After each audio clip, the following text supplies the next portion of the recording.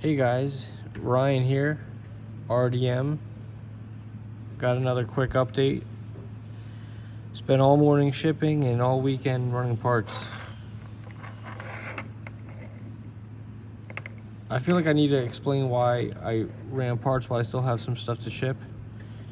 And it's because work can come in at any moment, and I really wanted to get these parts, running them in just small batches. 12 of these mounts and under 100 of these pins, or I want to call them drawbars. And I wanted to get them on the machines before a job comes in and hogs up all the machine time for who knows how long. So I just wanted to get it in there. Got a lot of shipping out today, and I'm going to clear out the rest probably by Wednesday. But as always, more shipping keeps coming in. I appreciate everyone's support. So I have a little bit of time, I guess, to explain these new products and get them listed, because I'm pretty excited about it. I don't want to wait, so I'm not going to make you guys wait too much more. First off, we'll go over what's already out there, and I appreciate you guys that he's been shipping. Crank truing stand, still a few more in stock and a pre-sale going on, so you got two different prices, but in any case it's on sale and it's a lot cheaper than it's going to be. Front and rear motor mounts for the billet engine cases, and these also fit on the cast engines. And then a chain tensioner, billet chain tensioner. This one's universal. I'm going to do a pre-sale for one that's cut out more for fake felt frames. Although this one you can carve it out yourself, and there is actually enough room in here for a fake felt tube, even though it's a pretty large oval. It's adjustable, and the wing nut, we'll get a stainless wing nut.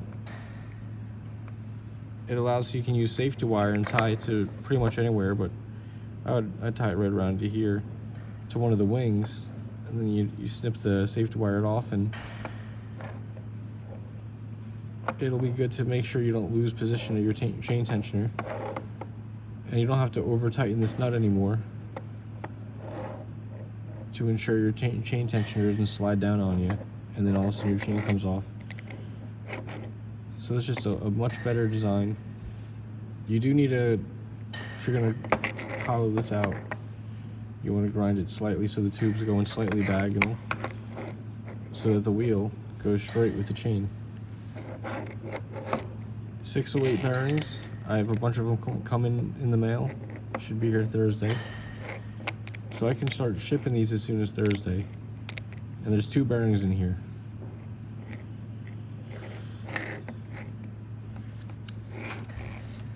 Pretty happy with the design. So it's pretty simple. I had a little challenge where I wanted to have this screw come up, but naturally this thing's gonna have a little bit of play, a little bit of tip back and forth, and if I rigid mounted the screw, it could actually break where it's connected or put a lot of strain on the screw. So it needs some flexibility, and also when you turn the screw, you don't want it to spin with the thing. So what I did is I just made it so there's a slight interference, and I just take a grinder. I want to take an end mill and put a little semicircle cut onto the head of the screw, and then when you put the bolt in, this is a nice tight fitting hole. It stops the screw from rotating, and there's still some play, and everything just works out because it's only a little wing nut, so it's not like there's a ton of force. So I'm quite happy with that, but I needed to make a bunch of these little trinkety pieces. So this is really the heart of the tensioner. This is the main innovation here, this little guy. And there it is in action. Makes it all work. And that's made out of hardened steel, so this special little piece should not break on you. There should be no reason why you put enough force on it to break it. This is the prototype, so there's this little... I accidentally put the piece in backwards and realized almost immediately. But it started cutting this pattern onto the head. I won't ship this one to anybody. The rest don't have that. I'm gonna get some more appropriate hardware, and I made the counter bores bigger. So even these type of wide head bolts fit.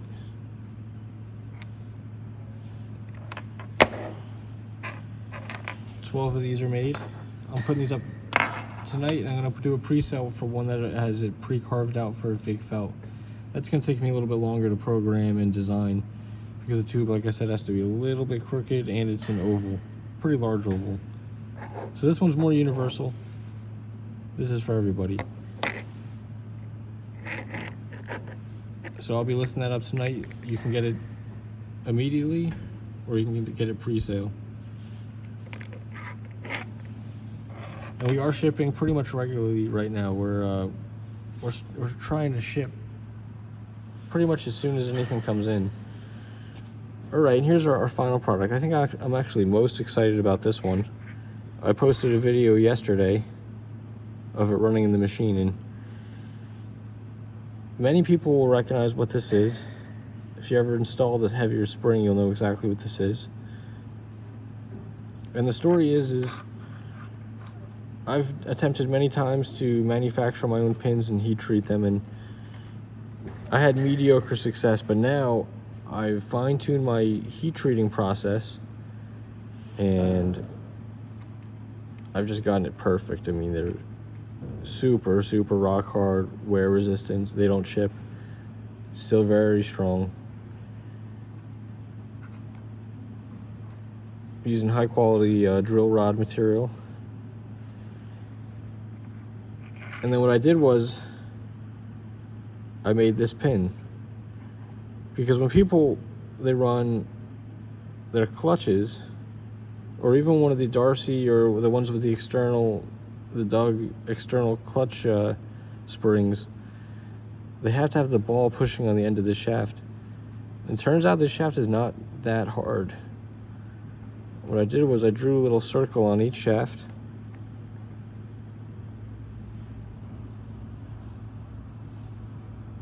You see it's clean, no dent on it. We simply clack them together.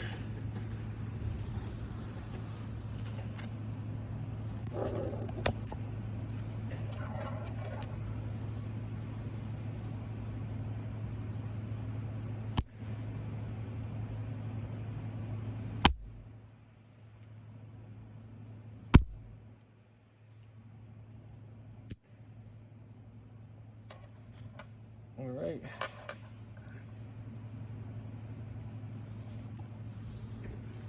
See what we can see.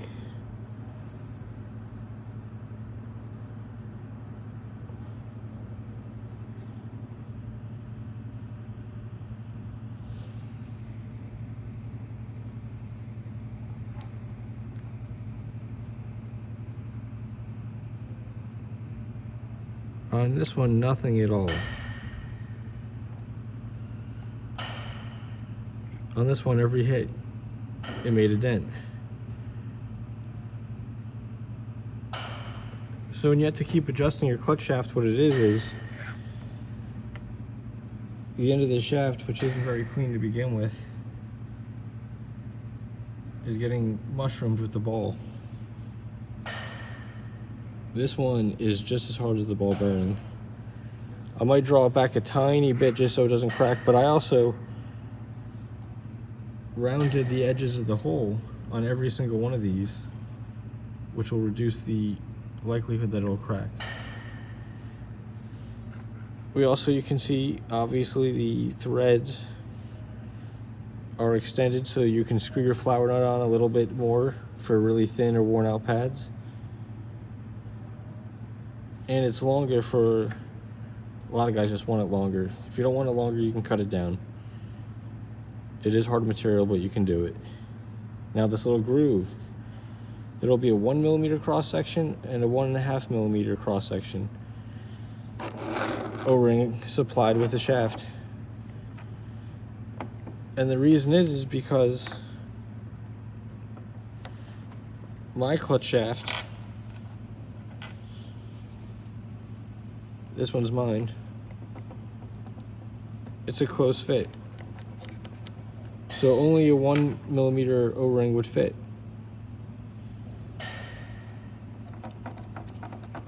On the some of the China ones, most of them are like this, very loose. Still works. You just run a thicker O-ring. And the key is, this is where your flower nut goes, and this is where your clutch pads are. You don't want any grease over here ever. The problem is, you do want tons and tons of grease on this side. Specifically, up against here,